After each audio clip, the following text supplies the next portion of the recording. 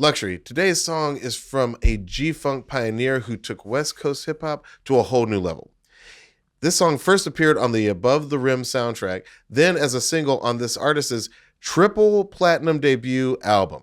And it was a smash hit, reaching #1 on the Billboard Hot Rap Songs chart and #2 on the Billboard Hot 100 in 1994. That's right, Diallo. With its smooth beats, laid-back flow, and vivid storytelling about the streets of Long Beach, this anthem has influenced countless artists 30 years after it was released. And we couldn't be more excited to celebrate it today. No, we can't. Seriously, could not be more excited. By the end of this episode, you will learn things like, did this artist invent G-Funk? Is the story that this song tells a true story? And by the end of this episode, you'll learn things like, did this artist invent G-Funk? Is the story that this song tells a true story? And is the Eastside Motel a real place? Right. It seems like kind of a fun place. Maybe? I don't know, but we'll find out if it exists. It's one song, and that song is Regulate by Warren G featuring Nate Dogg.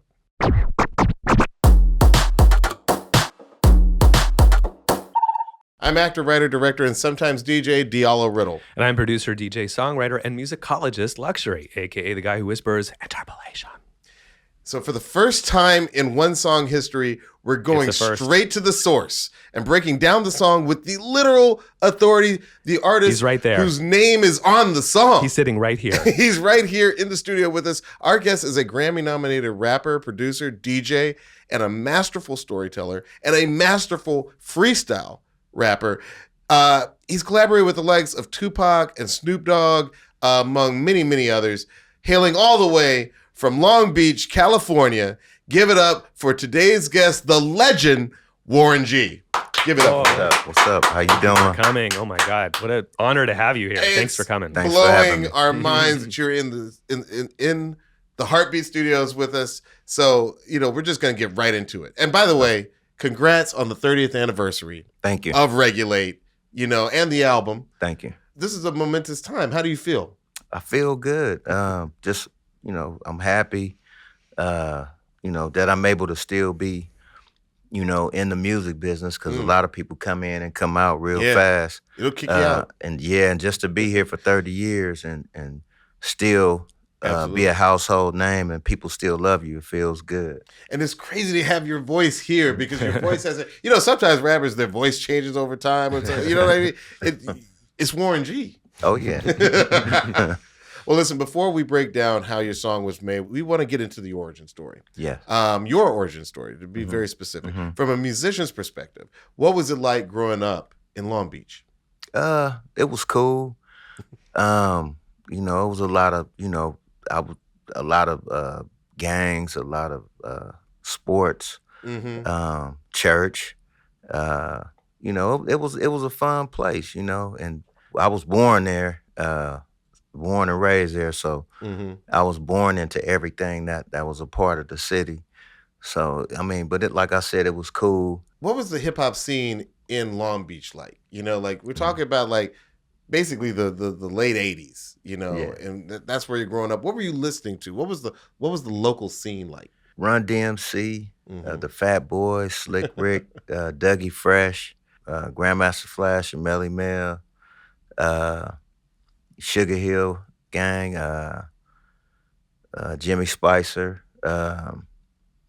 It was a bunch of groups. The World Class Wrecking Crew. Absolutely. And we're gonna talk about that. Yeah. Uncle Jam's Army. The Rhodium Swap Meet. Can I ask you, what was it like having? Because a lot of people may not know that you're, not blood relation, but you are technically, Dr. Dre is your stepbrother. Yeah. So what was brothers? Shit, we've been together all our life, so exactly, just brothers basically. Yeah. What was it like having a brother who was in World Class Wrecking Crew at a time when they were blowing up? What was that like? It was cool. I used to hear a lot of the music before it came out. From tapes that he had. I was gonna say, what was the format? Cassette tapes. It was a cassette tapes at the house.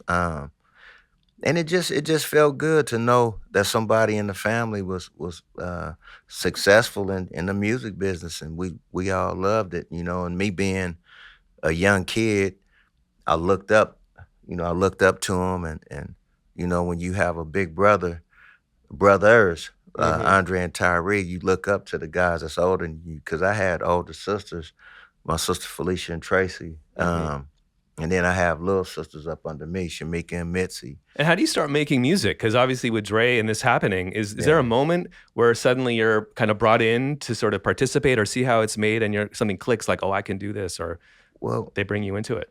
Well, I mean, as far as the how music was instilled in me was through my father. We used to listen to jazz all day. My mom would send me to his house on the weekends, and we would listen to jazz and just all day. And my mother, she would listen to blues all day. So I had to listen to both sides and listen to it all day. And I fell in love with it. And that's kind of like where my story side comes from my mother playing the blues, and then the smooth side comes from my father with the jazz. And wow. I was a big fan also of another hip hop MC named Jimmy Spicer, and my style is kind of, I got kind of the same, not the same style, but I love the cadence that he had.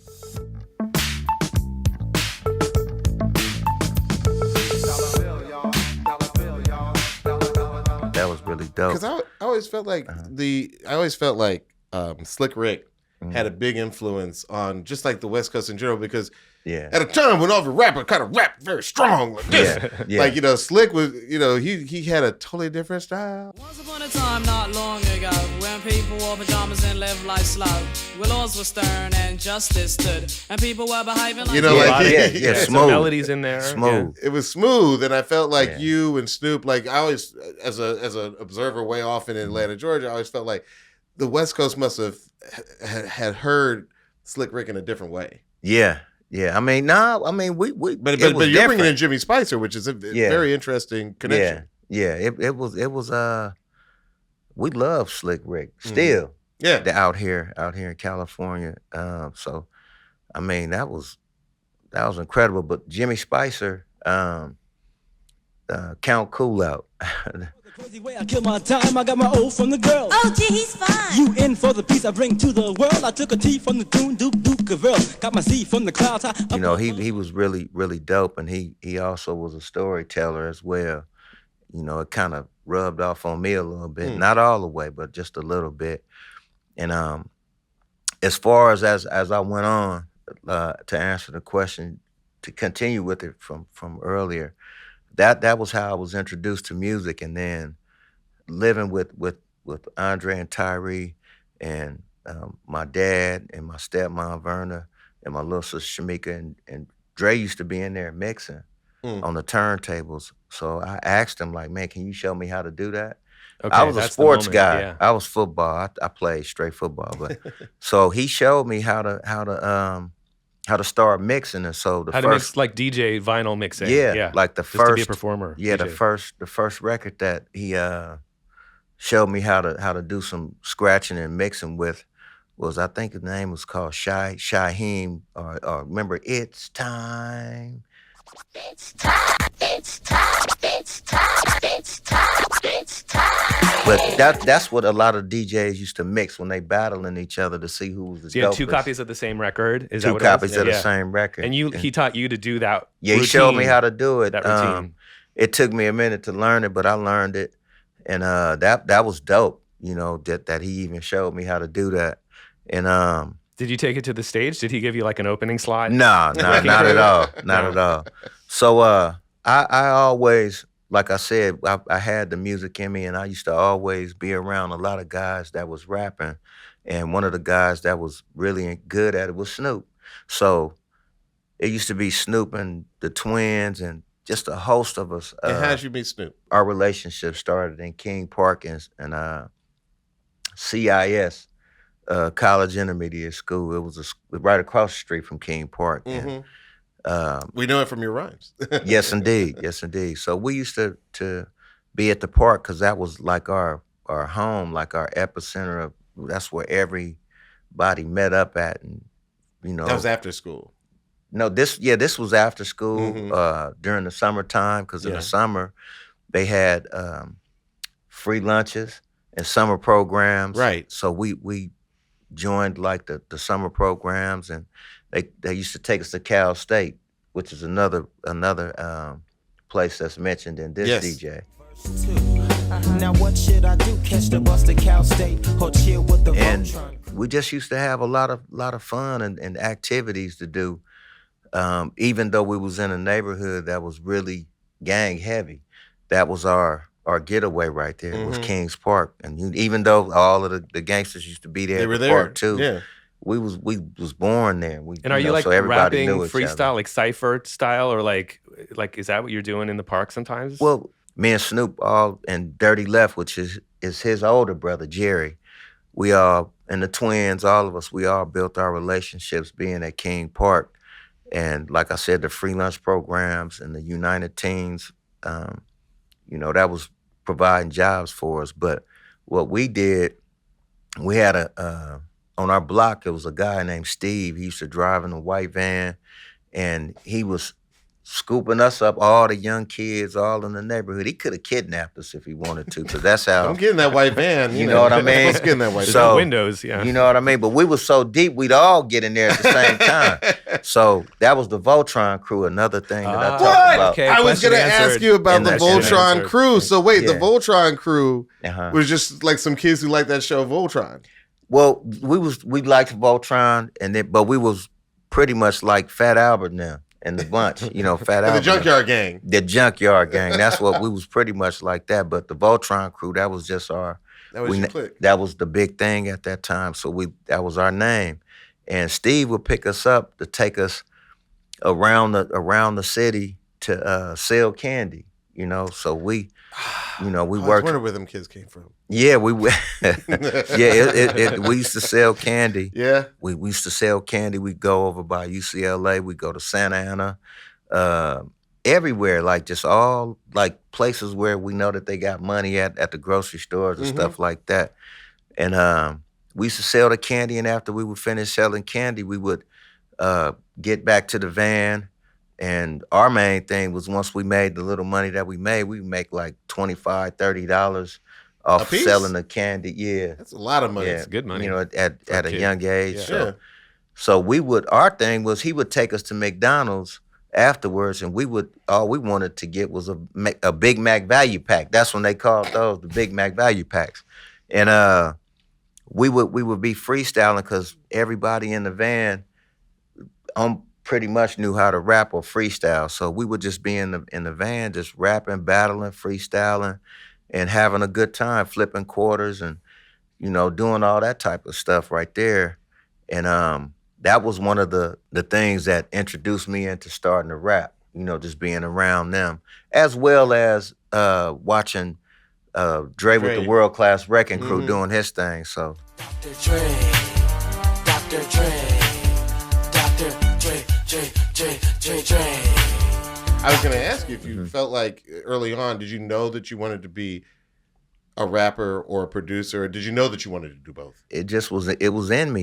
He showed me what he showed me, and then Dre showed me what he showed me, and then being around the Voltron crew, if you around it all the time, you start getting into it. Plus, I was a hip hop fan, period. Yeah. So, and every young kid around that time was trying to do rap. We got older. I moved to Compton with my father. Stayed in Compton, but I was still back and forth from Long Beach going to school, this, that, and that. And long story short, my dad moved to North Long Beach, so we all of us moved to Long Beach from Compton, where we was at. And I was living in North Long Beach, so I had to go to the schools in North Long Beach. Went to a couple of schools, because I was pretty bad in school a little bit. I got kicked out, so they kicked me out the whole Eastside district. I wasn't that You're like, bad. you can't go Just to the school school. over here. You I can't even couldn't- go and to that school in was this school. district. And it was Okay. it was 100 What did you do, bro? different guys. Worse There's a than, story there. it was 100 different guys there. Where I just did one little thing, and they kicked me out the district. It over a food fight. Oh, a But food I fight. hit the Oh, principal. come on. Okay, well, that is next level. Yeah, so they kicked me out of the Eastern District, so I had to go to the North Side. So I went to the North Side, went to Hamilton.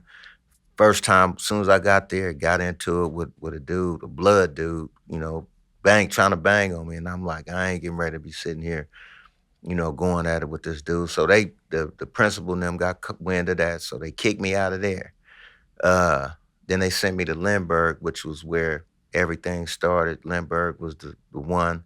Had some of the most fun times in my life there. And from there, I went to Long Beach Jordan High. Jordan High was incredible. Like I said, that was like some of the most fun I had in my life growing up as a teen.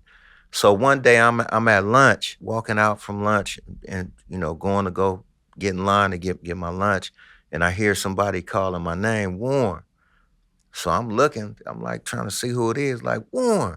So I look and I'm like, Snoop. And he's like, yeah. He said, what's up? I'm like, what's happening? What you doing up here? He's like, man, my mom's moved over on 61st and Linden. So I was like, is that right? I stay on 61st and Orange. And he, so that was a trip. So he was like, you still doing music? I was like, yes. So I was like, I started linking up and going to my house. I got turntables, I got a tape deck, so we could record. I got the mic and we could just record demos. So we went to my house and we was recording demos all the time. That's amazing. And I would take the demos and I would put them in envelopes, and I seen Kara Lewis's name. I used to mail them to Kara Lewis just so they could hear us, trying to get us a deal. Wow. So I kept doing that. Now tell us, who's Kara Lewis? Kara Lewis was a huge agent, pretty much, an agent in the hip hop business. You see her name on the back of a record? Yeah, her name was always on everything. So kids, liner notes, they're valuable. So I sent everything to her, but attention to Eric B. and Rakim, the Fat Boys, Run DMC, all of these guys that was a part of Crush Groove, and so I was trying to get us a deal then, but we just kept working at it, and as we grew and got out of high school, we kind of fell into the street life a little bit, because it was like, what are we gonna do after high school? So we got kind of caught up in the street life, and was hustling, just to make money to buy clothes, to eat, look good for the ladies, and but we at the same time we was still doing hip hop, so we just kept moving around, just building our name. When does Nate come into the picture? One day we was on the spot, and this dude pulls up. I forgot what kind of car it was, but at that time I didn't really know. I knew Nate, but we didn't hang around too much like that. We would see each other at Kings Park, but I was only with a certain crew at Kings Park, but he used to be at Kings Park too. So I knew him, but we had never like hung out like me, Snoop, and Jerry, and all of us, the twins, and all of us hung out. And but Snoop and Nate had been around each other playing church basketball and in the church circuit. So he came up, and Snoop was like, damn, Nate, that's Nate. So Nate came up, and Snoop was like, you still singing? And at that time we was doing, messing around with music here and there. And so Nate started singing, and we just started building with Nate, and just started moving around. We would just go to clubs and just rock the clubs. Just he'd be singing, I'd be rapping or DJing, and Snoop would be rapping. I got a question about that, if you don't mind, just really quickly, because you mentioned the experience of being in the van, McDonald's, and that's how you kind of started. Yeah. Were you all kind of trading fours? In other words, like 4 bars each? Since on this track, you're doing that, right? Is that like kind of a thing? Yeah, on the track with me and Nate, we went 4, 4, 4, 4, which made 16. And that's how I wanted to do how Snoop and Dre did with G-Thang. Yeah. But just me and Nate doing our version of it. Right. Because we was we loved that record so much, and I was like, this would be dope if me and you did it like this. I don't know if it's too deep, but like you were just talking about learning, like listening to jazz records with your dad all day. Like that's such a jazz thing for the soloist to trade 4 bars for the drummer, 4 bars for the soloist. Yeah. That's an interesting thing that you brought into That's it. dope. We're going to get into all that with the song in our next segment. Before we go to that next segment, I want to point out real quick. This song debuts on a soundtrack. It debuts on the Above the Rim soundtrack. And you know, soundtracks were such an important vehicle, such an important showcase for artists that you didn't know in the 90s, because newsflash, we didn't have the internet the way that we do now. So it was really an opportunity for people to hear artists they might not otherwise hear. And that Above the Rim soundtrack is really just, it's not entirely a West Coast soundtrack, but it's an important soundtrack in the development of West Coast music. We saw that the soundtrack sold over 2 million copies. It peaked at #1 on the Billboard Top R&B and Hip Hop Albums chart in 1994. And I didn't know this. It won Soundtrack of the Year at the 1995 Source Awards. Yes, I have to ask you, were you at the 1995 Source Awards? I definitely was. Woo! I wasn't You should do a whole there. podcast about that, because you're alive to talk about them. Yeah, I wasn't there like with, you know, Death Row and everybody. I was there by myself. You were just there by yourself. Because, In by the the way, back of the- you're in not the- a Death Row artist. No, I wasn't You a were Death Row Def Jam. artist, so I was all the way in the back. I had a hoodie on, just in the back, just all the way back. Probably the smartest thing you could have done. Yeah, you know. I mean, because we wasn't really seeing eye to eye as far as Suge Knight and me being on Def Jam, and it's about 100 of them, and I'm by myself, so I had to And you're sit the back producer in the with cut. the hot hand. You know what I'm saying? That's and my what's name crazy. was mentioned on the Listen. you know, when the award was accepted, he accepted the award for Regulate. Suge did. Suge did. Okay, so let's just rip the Band-Aid off. Why did you not sign with Death Row? Well, Death Row didn't want to sign me, but I wanted to be right there, you know, but it was just Snoop, clear. with Dre. Yeah, that's my brother, my brother best and your friend, best all friend. my other friends, which is like my brothers as well. Was Nate signed to Death Row? No, not at that point. He wasn't. And it was just a terrible thing at that time to not be able to be with your best friend, your brother, and they having fun and having success, and it's like I just got kicked out, like booted and left for dead. So I went back to the hood, to my sister's house, and I was sleeping on her floor. You know, I wasn't being accepted over there. I see. You know, then I was like kind of like in this, like kind of like at a low point in my life, like where I was just by myself. I wasn't around them. But what happened was I would still come around to the studio session. So one day I went to the studio session with that Dre and Snoop was doing, and John Singleton and Paul Stewart came in that session. Wow. And they were looking for songs for the soundtrack to Poetic Justice. Okay. So I walked up to Paul and John and asked them, are you guys looking for songs? And they was like, yeah. So I said, can I play a record for you? So walked to the car, Paul came with me. I popped the tape in, I played maybe like 15, 20 seconds of Endo Smoke. Hey, now you know, inhale, exhale with my flow. Break away, come again like this, the LB to the C, 2 times. He stopped it. He was like, can I take this with me? I said, yes. So I say about maybe 3 or 4 days later, got a call from Paul Stewart and John Singleton, and they were like, can we make this the first single, which was Endo Smoke? Wow. Yeah. So which is an absolute classic.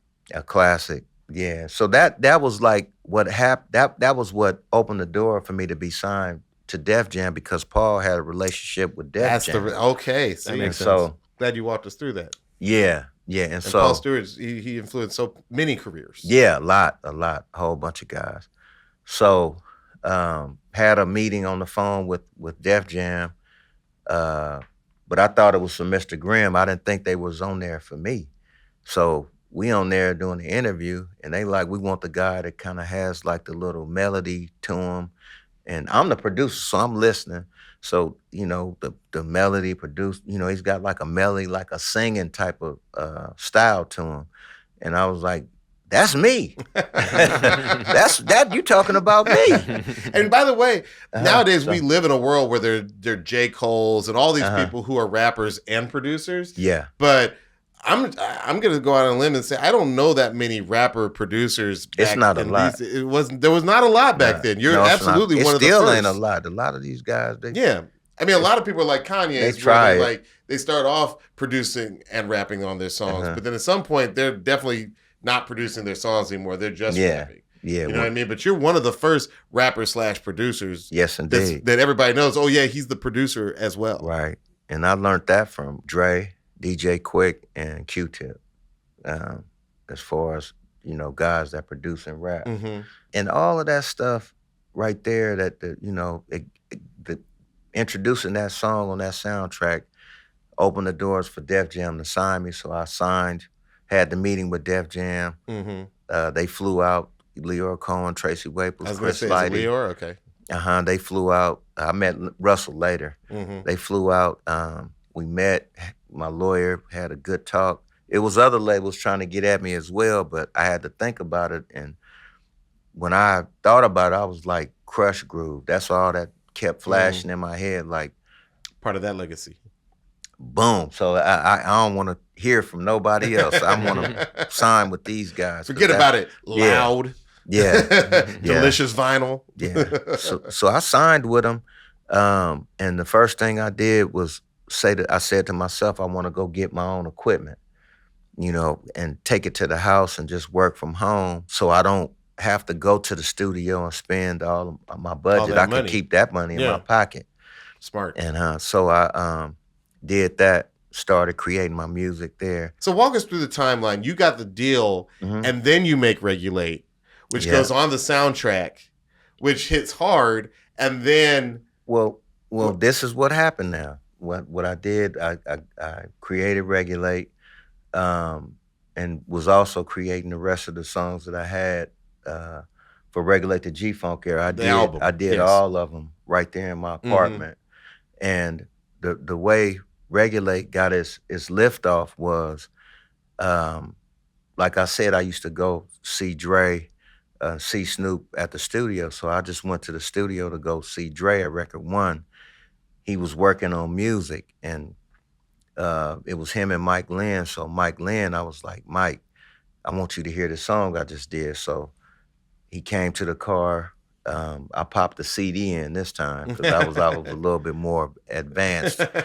And so I popped the CD in and let him hear Regulate. So he was like, can I take the CD, you know, let Jimmy hear it, because they looking for songs for the Above the Rim soundtrack. So I don't know how this happened. I guess God was just working with me. I got called the same way, like a couple days later. We want this to be the first single to our soundtrack. Wow. That's crazy. So lightning strikes twice. That's where Regulate got its kickstart. And from that kickstart, it was a lot of success. It made the Above the Rim soundtrack blow up to like big numbers for a hip hop soundtrack. On that soundtrack. It made the whole sound. It was some powerhouse. There's an absolute fire on there. Yeah, Sweet Sable.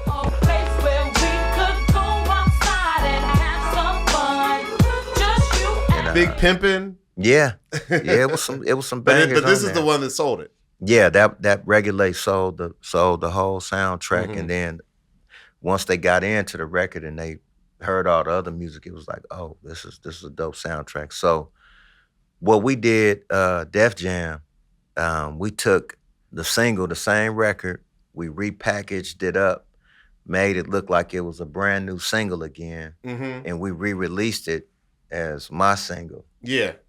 Regulate. And I feel like that's when you see it all over MTV. Yeah.